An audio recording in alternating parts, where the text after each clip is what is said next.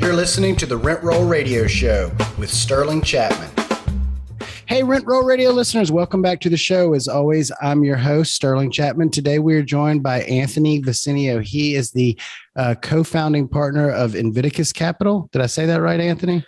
Invictus Capital. So I'm super excited to have him on the show. He has a wealth of experience and a really great network that I love to chat with. Anthony, can you tell us your story, kind of where you came from, how you got into real estate, what you were doing before and what you're doing now? Yeah. So to know my story, you got to really understand two key things. One is I have severe ADHD. And the second is that coming out of college, I had all these degrees, but I had no direction and no sense for what I wanted to do with my life. And what was clear was like my ADHD had put me in a position in life where I was a really bad employee. Like I was really lazy, unfocused, undisciplined, and I was getting fired all the time from like every job I ever had. And so it was clear, a familiar story, right? Yeah. I think a lot of people can relate to this. So what became clear was like, I had to find my own path through life. I was like, I was capable, I was competent, but I just couldn't hold a job. And so I went off and did my own thing for a number of years. And that included going and becoming a professional rock climber. And which sounds like, I say that to most people and they go, oh, that sounds cool. I'm like, it just means I lived in the dirt and climbed rocks all the time. Like it was a good life that allowed me freedom to go do what I wanted, but it didn't put a lot of money into the bank, which became a problem later on in life when I tried to marry a woman and her parents were like, how are you going to provide for her? I was like, that was a good question. And that relationship was a turning point in my life because I started writing at that point, thinking I'll go be an author. I'll write science fiction and fantasy novels. That's going to put some money in the bank, right? Like that authors get paid a ton. They don't, but I actually had a fairly successful career there. It was a lot of fun. But she ended up leaving me anyway, which like landed me like at a low point in my life where a buddy of mine saw me wallowing and he's like, dude, we got to get you out of this place. And you're like, I was living in a van for context. Like I was homeless. Nice. I was effectively homeless. So he's like, hey, let's go build a business. I was like, I don't know anything about building businesses, but okay, let's try. And we built a high-rise window washing company, which utilized our skills as rock climbers and our network of rock climbing friends. And that actually was pretty successful. And I was like, hey, I like building businesses. This is cool. So for the last decade, that's what I've been doing is building different businesses. And maybe 6-7 years ago, I got into real estate because at its core, real estate is just each one of those little buildings. It's a small business. Once you understand how to increase revenues and how to decrease expenses to, increase the value of these assets, like you can be very rewarded for doing the work. But that's not how I started. Like my first asset was actually a triplex that I house hacked with an FHA loan. So I started small, like I really wanted to learn the systems, but that project really illuminated for me the weakness of small residential properties, which was I bought it for $246,000. And then 9 months later, it had appreciated to $375,000. So like $125,000 in 9 months. I was like, I'm the best investor ever. No, not really. It was just, it caught this wave of organic appreciation that made me look like a genius, but all it really did was everybody for the last 10 years. Exactly. But all it did was like drove home. I was like, I didn't do anything. I didn't make the property better. I didn't run it better than the guy across the street. Like I didn't deserve this. It could have gone the other way and that would have been just as fair. And so that was the move. That was the impetus for moving to larger multifamily. Was like, I want to have that control of the valuation to some degree. And that's what I've been doing for the last 6 years is, buying larger and larger multifamily. We focus on, I'd say 15 to 70 unit multifamily assets up here in the Twin Cities. We're vertically integrated. So we like to have as much control over the assets as possible. And so that's where we found our sweet spot. Okay. This sounds like a really ignorant statement, but where's the Twin Cities? Oh, yeah. That's Minneapolis and St. Paul, Minnesota. So Baseball fans out there, the Twins, the reason we're named the Twins is because we have the Twin Cities. Okay. And that's not an ignorant question. Actually, I realized the other day I was at a conference and I said that and somebody's like, I don't know what that means. Twin Cities. It's like, well, I'm on record not knowing what that means now. So what was your model for this? You say you're vertically integrated, which means you do the management, you source the deal. Are you raising capital? I'm assuming this is syndication structure? It's a mixed bag. So from the vertical integration, we like to control as many different aspects, right? So we do have a property management company in-house. Our own team runs the assets, leasing, the maintenance, construction, everything. We do syndicate. We've syndicated for 5 deals now. But it's an arrow in the quiver, just another tool in the box, right? And we actually do the majority of our deals with our own money or with just one other partner as a joint venture. Joint venture. We love joint ventures. Like syndications are sexy. Everybody likes to say, but like you can get into these things with no money and like you can leverage to the moon. Like it's great. And we use that tool, but honestly, like JVs are so much easier and simpler. So like we still do a fair amount that way. I think the education real estate education world and in selling everything to the public, most folks don't have money. I mean, like on average, most folks don't have money. So the idea of raising all the capital from other people is, a lot more palatable to the general public. Most joint ventures, even if you locate the deal, I think usually, your joint venture partner is probably going to want you to have some form of skin in the game. Is that true? Do you find that? I mean, it depends on the partner and what it is that you're bringing to the table, right? Like every deal needs 3 things. It needs somebody who has the time, somebody who has the experience, and somebody who has the capital. Not all of those have to come from the same person, and not all of those have to even be filled by the same person. So you can bring multiple people to do the capital. But if you're new and you don't have experience or capital, all you have to bring to the table is time. You're not worth a lot to most people if they're bringing the experience and the capital. Sure. So you got to find a way to put your skin in the game. And that if that is, you're going to be operating the deal because maybe you have some experience there, then the operational success or failure of the deal kind of is your skin in the game to a degree, if you can like base it on that kind of sweat equity position. Can you, I'm trying to think of the way I want to ask this question. And I want you to demystify multifamily for the average listener. And from, because we have a lot of multifamily investors here, a lot of syndicators and a lot of joint ventures, and they always talk about how great and how the large multifamily projects are. And they always talk about the economies of scale and the diversification of multiple doors and why theoretically they are better than single family houses spread out or small multifamily houses spread out. But, it's easier for us to count the value assigned to a single family house, right? Like you just described that threeplex. You're like, oh, it went up $125,000 in value. And that was your, you bought it with an FHA loan. So you probably had like $8,000 7,000. in it. Yeah. 7,000 in it. And then it appreciated $125,000. Like it's very easy for us to see, like you and you alone made that much money with that much initial investment. Awesome. Home run if you turned around and were able to sell it for that much.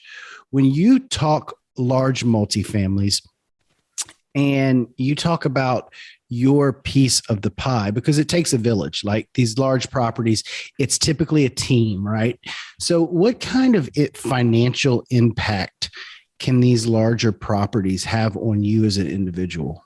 It's massive. It's massive. When we're talking about moving up in scales of magnitudes, and a lot of times we talk about 100 units is better than 1 unit, because if you have one vacancy in your single family home, you're 100% vacant, right? Like we know that one. But the other side of it too is that bugs me, by the way. I got a bone to pick with that.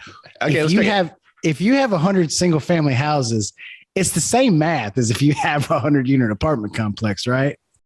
Yeah. So the thing I'll point to there, which, then we'll come back to the return side, is, and this is a good question. Like I had a guy the other day asking me, he's like, there's this 100-unit portfolio, 100 single family portfolio. Why shouldn't I look at that in the same way that I would look at a 100-unit apartment complex? And I was like, well, you got 100 roofs, 100 boilers, 100 electrical systems. Like you have 100 times the complexity as you do if all of that was in just one singular building. Now, like 100-unit buildings, not typically just one building, and you're not going to have one boiler, but like the scale, it doesn't scale in the same way. And like from a management perspective, if you have 100 single family homes, that's much harder for your property management team to get to. Even if they're all in the same blocks, like it's still much, much harder than if it was all just consolidated. And so those are some things.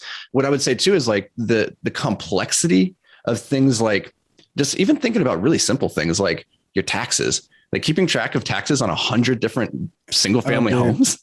I know it. I'm going through the night. I'm going through the nightmare right now because I do both. But I get the economies of scale and I get the ease of management. But I hear that basically diversification of risk from vacancy risk example all the time. And yeah, that's a big one. I just like, again, I feel like, I mean, are you more likely to, is there some like higher likelihood of having the vacancies filled in apartment complex against single family spread out? Or am I just as likely to have my 100 units filled as you are your 100 unit? That's a good question. I think it's partly like who is the demographic that's going to be renting your single family home versus an apartment. Like typically 100 single family homes, if we're being really objective, those probably aren't all single bedrooms, right? And so if they're all like a 2-3 bedroom home, then that's more like a 200, 300 unit apartment complex, right? In terms of like how many bodies you could put into it. But if you're looking at it from a leasing perspective, if I have 100 units and there's maybe 5 different floor plans, I can do a virtual tour of those. And then my leasing agent can stage, let's say we have 30% organic churn per year of tenants moving out and new ones coming in. That means we're going to have 30 new tenants having to come in. That's a little over 2 per month. So maybe I can do it more efficiently by having them all come to the same place and the same floor plans, rather than saying like, oh, well, this house is a little bit different than that house. And this one, you got to see to believe. And that's where like the single family is a little bit trickier. But again, like I love multifamily for a lot of reasons, but at the end of the day, like there's so many ways to make money in real estate, and it's not that one's better than the other. It's like, which one's going to work for you and your goals and your unique personality, right? Like you might really enjoy like having the single family homes, like and renting typically to a different demographic, right? That's going to be like probably more families. And if you have them grouped in a school district, like that could be really great. Whereas if you have all studios and single bedrooms in downtown, metropolitan, that might be like students or like just a different demographic entirely. So I think it's always important to start with understanding what is it that you're trying to achieve, and then pick a lane. Like that's the best way to succeed that I found, is like really sticking to a lane and becoming really good at that lane. If that's single families in bulk or multifamilies or self-storage, like that's great. There's lots of ways to make money, but especially in the beginning, pick one and stick with it until you master it, so to speak. That's great advice. And people come to me all the time and they go, what do you think? Are self-storage facilities good investments? I'm like, yeah. They're like, well, why aren't you doing it? Are Airbnbs good investments? Well, yeah. Why aren't you doing it? Like, dude, I only got so much bandwidth. If I start, if I like try and stick my feet in, I tell them all, it's something I would love to do one day. I just don't have time, or really I don't have the attention span to focus on too many more things. Like I've got a lot of single family stuff going on, and I've got a lot of large apartment stuff going on. And I feel if I start sticking irons in the mobile home parks and the single and the self-storage facilities and the Airbnbs, like I'm going to crumble, just from diversifying my attention that much. And I do want to go back to the return conversation. I think my ADHD might be worse. That's okay. But to that, like, and I can't let this last one go, because like you have to, the number one rule, or like not the number one rule, but a great rule, if you want to be a successful investor, is stay where you have a competitive advantage. Invest where you have a competitive advantage. Warren Buffett talks about this in the sense of like, he didn't invest in Apple and Microsoft way back in the day because he had no competitive advantage there. He didn't understand it. So he stayed in bubblegum. He's like, I got a competitive advantage. When you're new, you have no advantage yet. And so kind of have to pick a lane and start developing that competitive advantage. But at a certain point, like you become really good at multifamily or single family. It's like, I could do storage, but that's not where my muscles develop. So I would have to go and relearn it. Whereas if I keep doing what I'm doing over here, I know it'll succeed. And that's like, we're lazy investors. We like to do the same thing over and over and over, because as we do it more, it de-risks every single investment across the portfolio, because we become incrementally better and more sophisticated at what we're doing. So that's how we look at it. And from a returns perspective, like, you can make 100,000 on a single family home. When I shared that story about my triplex, but like in the multifamily assets that we're doing now, we're talking about orders of magnitude larger returns, like in the millions at this point, where, that's more life-changing money. But the problem though is, again, you can make money in the single family, you can do it in the multifamily. In multifamily, you have more control over more of the variables that will lead to those higher valuations. is what I found, right? Like if you're in the single family market and it's all based off of comparables, that puts you a little bit at the whim of what other people are doing in that area. Yeah. With multifamily, yes, there is the cap rate that we always have to be cognizant of, and that's a big lever. But at the end of the day, if we're improving how our operations are being run and we're making it more effective, increasing the revenue, decrease expenses, which is easier said than done. But if you can do that, then you can be rewarded and know that your efforts are going towards the right place. And that's what I like, is that skillful operations are rewarded in multifamily, whereas you can be a really great operator in single family and get completely hosed still. Sure. Absolutely. Yeah. I love the mathematical component of multifamily versus the single family, which is kind of like what Karen down the street decided, at an emotional whim, she wanted to pay for that house. Yeah. So I absolutely couldn't agree with you more there. So what is next for y'all? Well, just keep doing what we're doing, keep growing and keep doing, like I said, we're boring investors. And so one of our goals is just to continue making a big impact. And what we love about multifamily is that we can impact hundreds of families with our communities, not just like our residents, which is great, but also our employees and our investors. And so that's how we look at how can we continue making a larger impact in the Twin Cities in particular.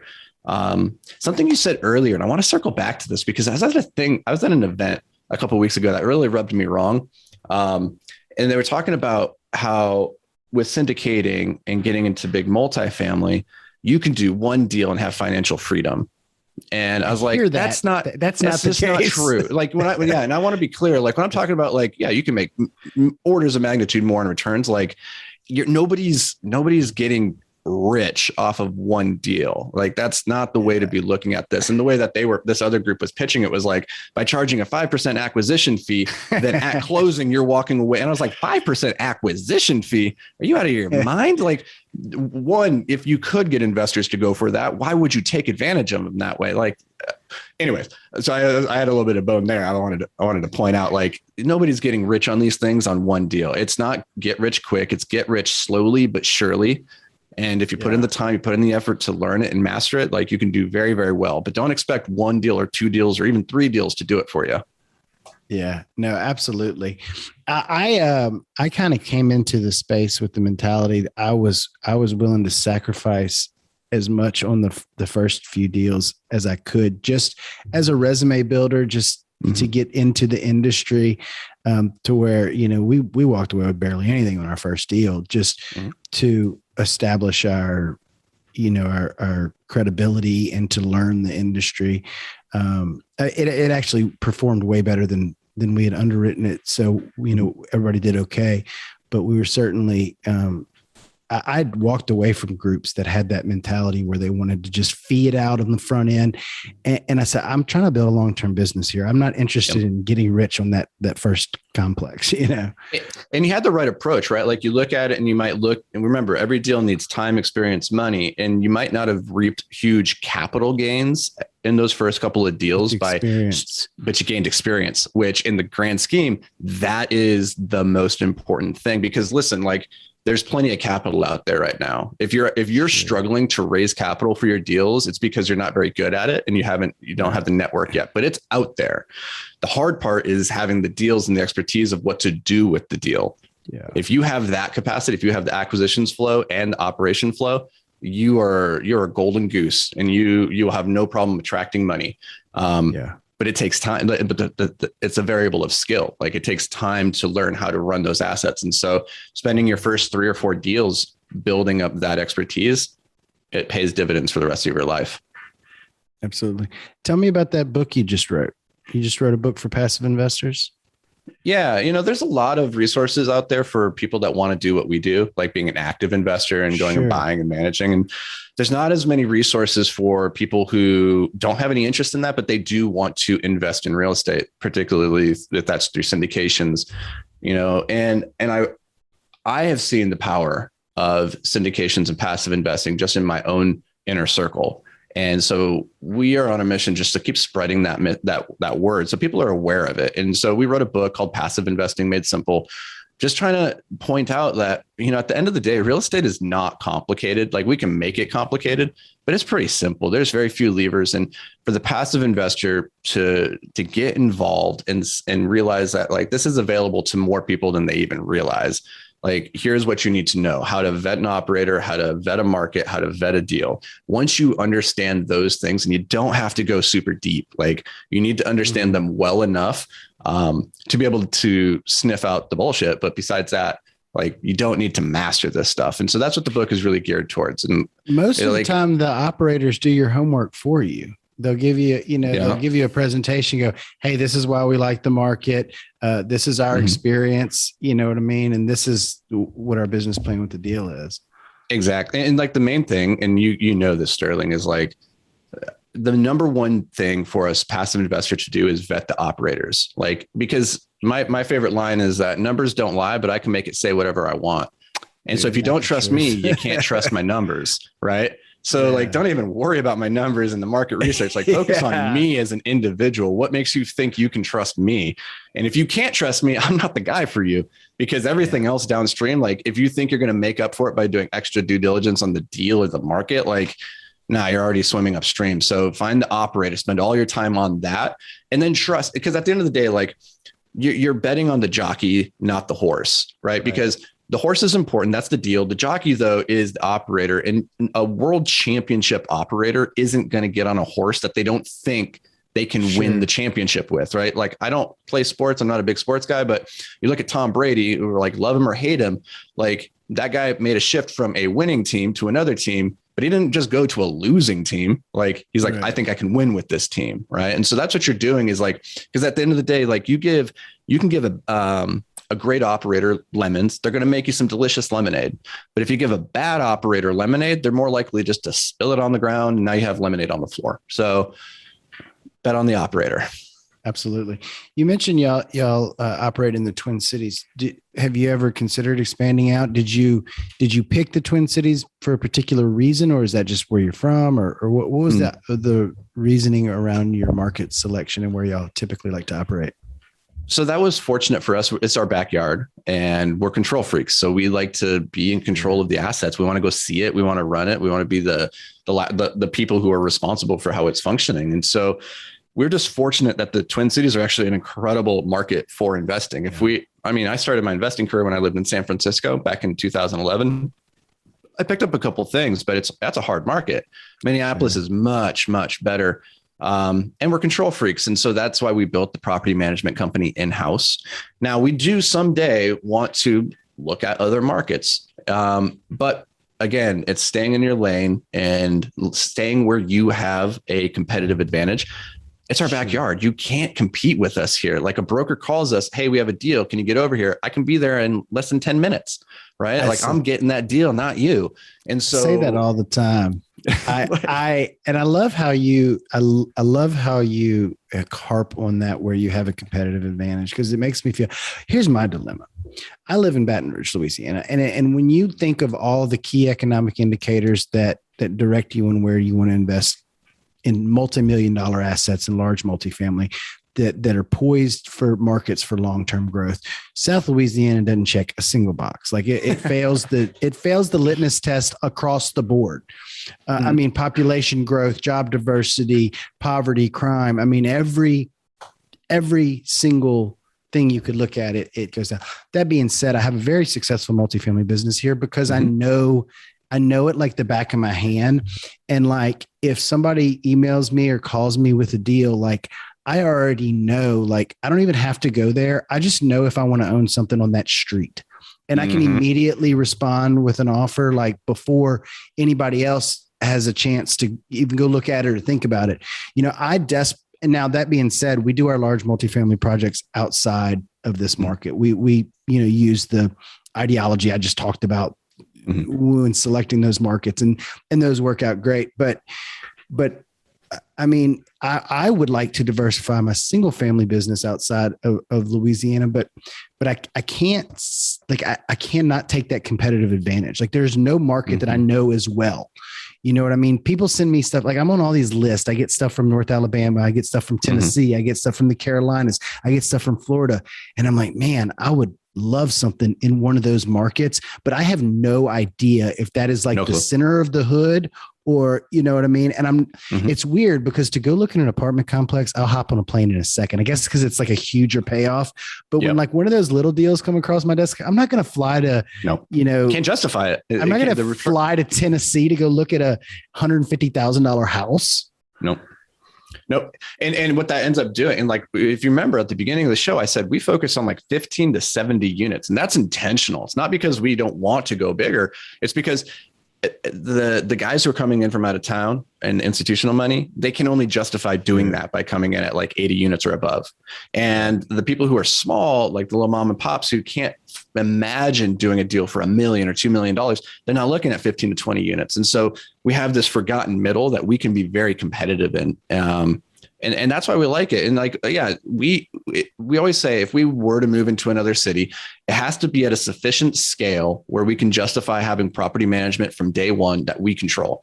And then 2, we have to have a boots on the ground partner who knows that market like the back of their hand, that they already have the relationships, because this, Sterling, is like, it takes a long time to build those broker and seller relationships. But once you do, the deals, they come so easily and quickly. Like, we don't even use brokers 90% of the time because we know all the sellers and they're like, I'm ready to sell this thing. I want to cash out. Will you take it? I'm like, sure. Like, we want partners who have those types of relationships in a market. And it just takes time. And right now, like, our time is better spent focusing where we're at. Awesome.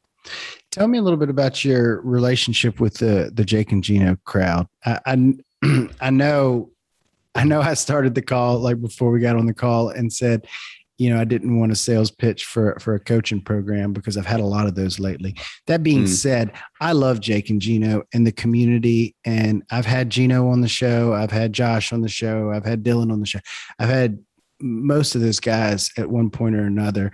And I've been to their training. I think they're rock star guys. And I also very much so believe in, and I want to say this on record, I know I already told you, so I'm repeating myself, but I very much believe in coaching. And though I've never paid for it because I just like to learn things the hard way, but I know so many successful people that have said, hey, I said, how'd you get where you're going? Like, well, I paid $25,000 to Joe Fairless and he showed me exactly what to do. And 2 years later, I had 500 units. And I'm like, okay, can't argue with that. Like, I've heard the story 50 times in a row. I've heard the story, like, as much as I want to, like, shit on the gurus and the hokey, selling the program, I can't argue with the results. And I've just interviewed too many people who have said, that's what I did. And here's where I am. And I'm like, well, you're light years ahead of me. So I am not one to judge your path. But just tell it. I know that you're associated or affiliated with them in some way. I think that's how I was introduced to you. So tell me a little bit about that.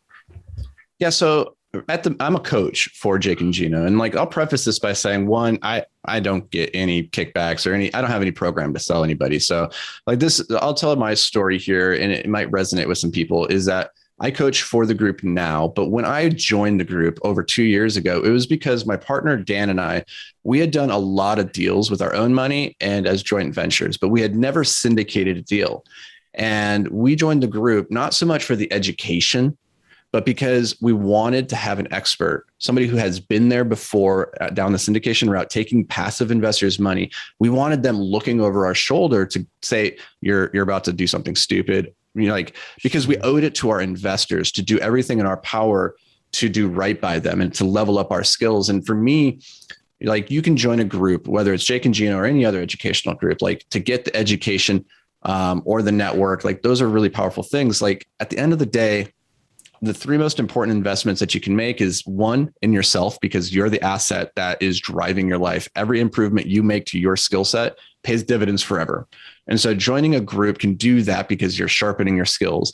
Number 2 is investing in your network. And this is the part where I think a lot of people get tripped up. They're like, oh, I go to LinkedIn and I'm networking at this local meetup group that's free in the back of a Buffalo Wings. And it's like, people who show up to free events are not the people that you probably want to be doing really big transactions with. So if you want to get in the room with big hitters, you generally have to pay.